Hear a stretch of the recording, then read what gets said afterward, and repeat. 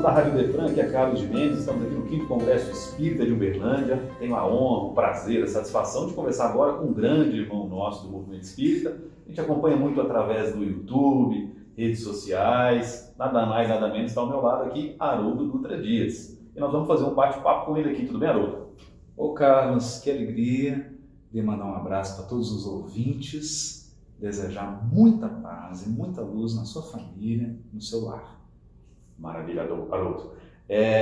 Sermão da Montanha é o tema do Congresso. E lá diz que bem-aventurados os mansos e pacíficos que herdarão a terra.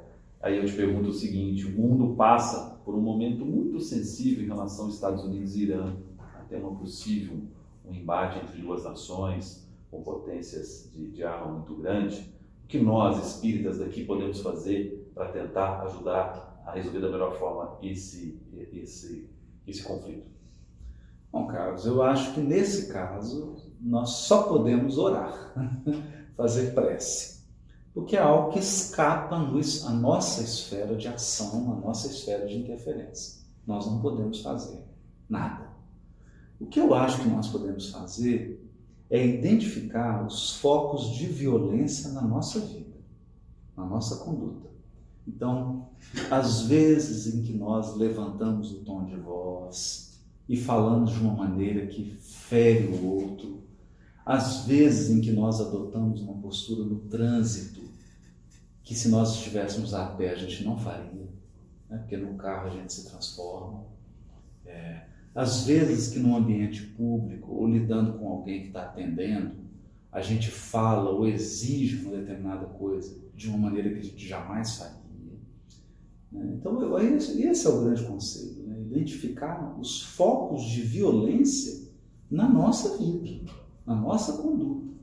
E também os focos de violência nas nossas emoções e nos nossos pensamentos. Porque nós emanamos violência. Violência no sentido da nossa herança pela passagem no reino animal. Em que nós precisávamos sobreviver, e para sobreviver a gente tínhamos que atacar, tínhamos que nos defender.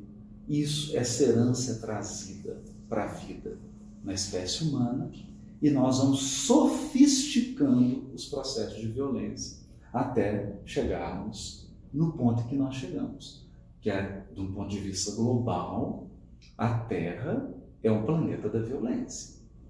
Então, por enquanto, o lema do planeta Terra, como mundo de expiação e prova, bem-aventurados os violentos. Esse é o lema da Terra, que aos poucos será substituído por bem-aventurados os mansos, porque eles herdarão a Terra. Então a Terra a posse da Terra será transferida para os mansos, porque por enquanto ela é dos violentos. Basta a gente imaginar que as duas maiores indústrias do planeta, ou, se preferirem, na linguagem econômica, as duas maiores fontes de receita do planeta são a indústria bélica e armamentista e o tráfico de entorpecentes. Esses são os dois setores que mais movimentam dinheiro na humanidade. Não tem nada que se compare. Tráfico de entorpecentes e venda de armas. Especialmente a indústria bélica. E toda vez que a indústria produz muitas armas, os dirigentes buscam uma guerra para poderem gastar esse arsenal que está parado e fazer movimentar a indústria bélica. Então isso é grave, né? Isso é sério. Então isso nos leva a pensar que nós temos que rever a nossa conduta, o nosso estilo de vida, para que a gente possa construir na Terra um mundo mais pacífico e nos tornarmos pacificadores, que é o próximo passo da bem-aventurança. Depois do bem-aventurados, os mansos ou pacíficos são os pacificadores. Porque o pacificador é o que resolve conflito de maneira pacífica. Ele é o resolvedor de conflito. Que o manso é aquele que não cria conflito. O pacificador é o que resolve conflito com mansuetude. Já não criar um conflito já é um grande passo. Já não é um grande passo, já é um passo gigantesco. Né? Mas em criando o conflito, resolvê-lo pelas vias da paz. Tá certo. 2020 é ano de eleições municipais. E algo que tem influenciado bastante o debate, sobretudo até na prática, a questão das eleições, é a tal da fake news. Como é que o espírita, nós espíritas, temos que nos portar diante de eventuais fake news, na dúvida se é fake news, se não é, e própria eleição municipal, como é que o espírita deve se portar, Haroldo? Bom, eu acho que a primeira coisa, o espírita ele precisa ter uma relação mais madura com a política. Eu acho que é o primeiro ponto. Por que isso? Porque o espírita ele está consciente da imortalidade da alma, da pré-existência da alma e da evolução espiritual. Então não é possível que ele vá depositar, isso é de Emmanuel, não é possível que ele vá depositar em seres humanos falíveis e em instituições falíveis esperanças eternas. Não tem como. Então, eu respeito profundamente, por exemplo, a instituição na qual trabalho, o Tribunal de Justiça. Mas daí, eu alimentar expectativas de que o tribunal nunca vai cometer erro, de que os homens e mulheres que lá trabalham não vão errar, e mais, de que eles vão resolver o problema da humanidade, é um devaneio. É um devaneio. Então nós precisamos trazer essa ideia espírita para a vida. Então, eu olhar para o indivíduo que está se apresentando como candidato como alguém que está no caminho do resgate de débitos clamorosos. Todos aqueles que estão sendo levados ao poder agora são espíritos que falharam absurdamente. E o único caminho que eles têm de resgatar as atrocidades que eles cometeram é na prefeitura, é no governo dos estados, é no legislativo, seja como deputado, como senador, como vereador. Então, aquilo ali é caminho de resgate espiritual. Caminho de resgate espiritual.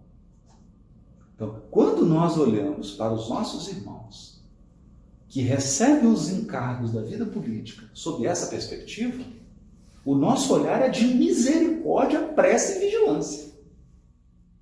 Porque o risco daquele indivíduo voltar a repetir os crimes que ele cometeu no passado, em Roma, em Israel, na Babilônia, na China, no Japão, é imenso.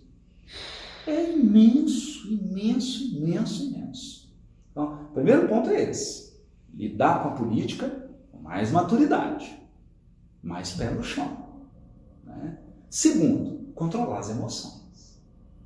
Controlar as emoções. Porque o que eu percebo? Eu percebo que o fenômeno que ocorria nos times de futebol, nas torcidas organizadas, migrou para a política. Então, o mesmo fenômeno do torcedor que com camisa, o fanatismo do torcedor, né? Inclusive com aquele, migrou para a política. Então, os partidos políticos viraram clubes de futebol, com torcidas organizadas. Eu acho que não combina. Porque a política mesmo, e os amigos aí que são formados em ciências políticas, aqueles que têm uma formação política, sabem, vão concordar com isso, política é ambiente de bom senso, de negociação, de diplomacia, de acordo, de conversa. Portanto, a política, do ponto de vista filosófico, voltando lá, Aristóteles, Platão, a política é ambiente de razão e de bom senso, não de emoção. Não se faz política com entranhas. Não se faz política com emoção. Política se faz com razão, com bom senso. Tanto que os grandes estadistas da humanidade, você pega um Benjamin Franklin, esses grandes nomes da política mundial, eram pessoas de extremo bom senso, pessoas dadas ao diálogo, dadas à diplomacia, à negociação, à conversa, que é da esfera da política. Então, não se faz com emoção. E terceiro, nós precisamos reformar certos hábitos da sociedade brasileira antes de esperar soluções políticas vindas de cima para baixo. Não é? Então, infelizmente, o povo brasileiro é maravilhoso. Ele é afetivo, ele é acolhedor, mas ele tem uns limites éticos muito alargados. Né? A gente se permite coisas que outros povos não se permitem. O famoso jeitinho, né? E às vezes a pessoa não vê nem com maldade aquilo. Né? Ela sempre quer um jeitinho, ela quer burlar, mas tem uma lei, mas não tem um jeito de burlar essa lei. A gente precisa educar. Aí, isso é educação. Educar para a cidadania, educar para o respeito à lei. Nas mínimas coisas. Nas mínimas coisas. No peso da bagagem. No tamanho da bagagem. Pode? Não pode? Não pode. Pode? Não pode. Não é a lei? Então, se nós não fizermos esse exercício, como é que nós vamos acreditar que temos merecimento de representantes que sejam mais dignos? Não tem jeito. Não tem como. Até porque a nossa democracia ela é representativa. Quem está no poder representa a sociedade.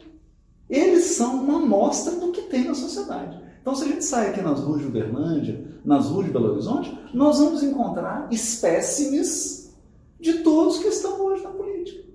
Exemplar. Que lá nós estamos representados. Então, se não tiver uma mudança na base da sociedade, como é que nós vamos querer melhores representantes? Não é? Então, esse é o ponto. Eu acho que o espírita tem que ir mais pé no chão, usar o seu conhecimento para ele poder, primeiro, se portar de uma maneira mais condizente. Né? Porque a gente tem visto aí nas redes sociais o espírita perder a compostura. Está perdendo a compostura. Aí você pergunta assim, mas o que foi feito do espiritismo que ele recebeu? O que foi feito?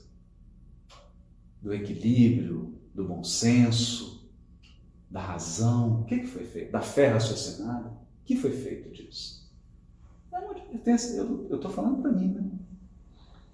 Essa advertência vale para todos nós, inclusive para mim. Né? Inclusive para mim. O gostoso de entrevistar o Haroldo é justamente isso, você lança a isca, ele fisga e vai falando sobre antropologia, filosofia, história, enfim, ética. Mais duas perguntas já para te liberar para o pessoal aqui, Haroldo.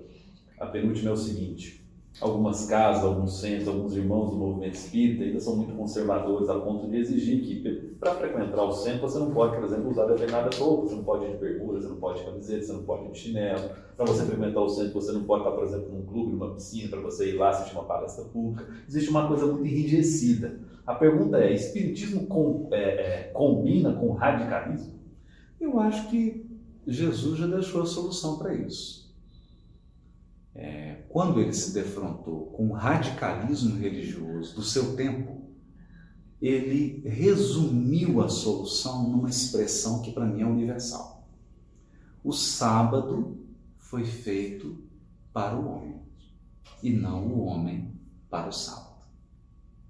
Então, eu sempre tenho isso gravado na minha mente.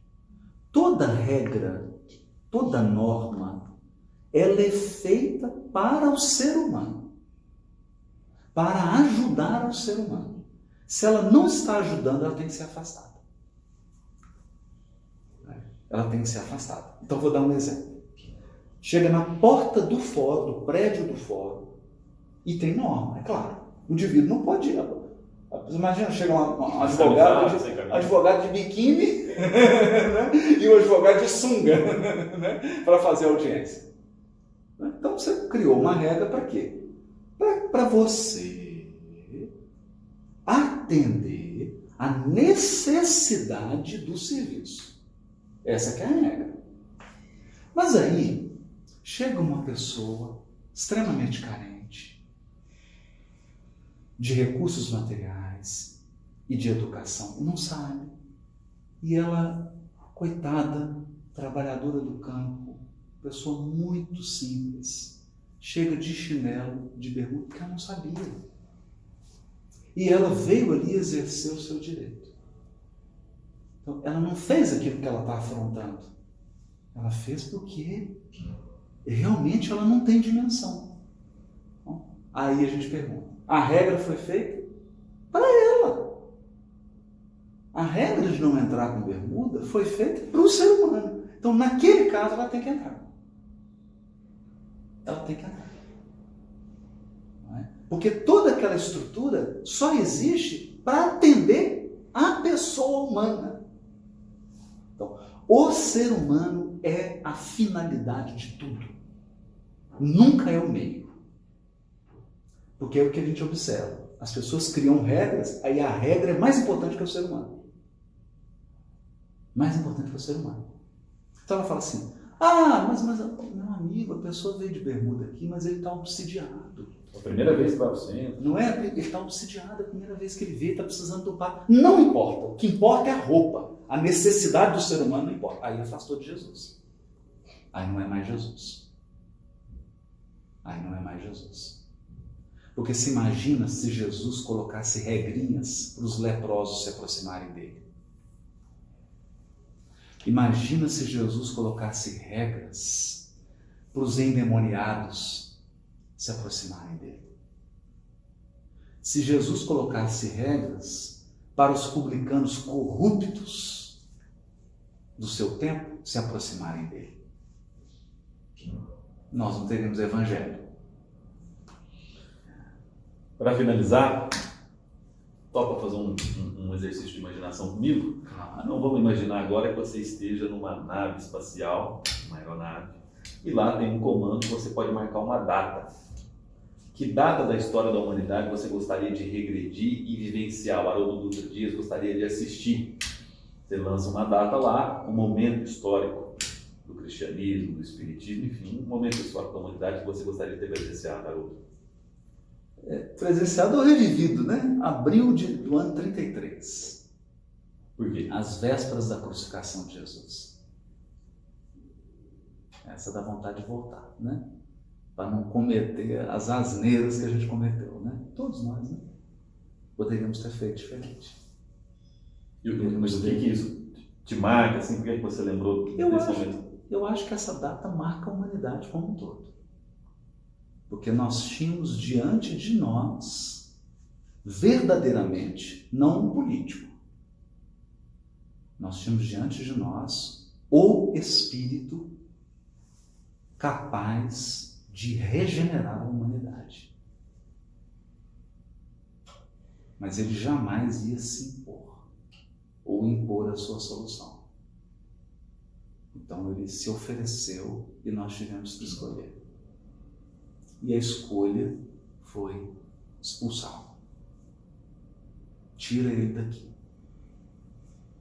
Então, eu não digo pelo Haroldo, eu digo como humanidade. Se eu pudesse voltar, eu voltaria nesse dia. Para escolher diferente. Mas, embora ninguém possa voltar ao passado e fazer um novo começo, todo mundo pode recomeçar e fazer um novo fim. Então, nós podemos escolher hoje e refazer a história, né? Terminá-la de uma maneira diferente, que é o que nós estamos tentando, né? Tá certo. Esse foi o Haroldo Dutra Dias, aqui diretamente para a sua Rádio Ídeta.